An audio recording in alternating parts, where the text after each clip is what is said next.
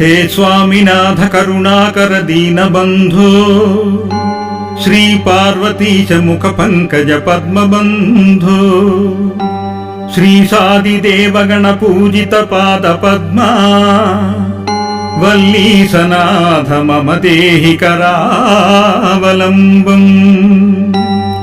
देवादिदेव सुत देवगणाधिनाथ देवेन्द्र वंज मृदु पंकज मंजुपाद देवर्षि नारद मुनीन्द्र सुगीत कीर्ते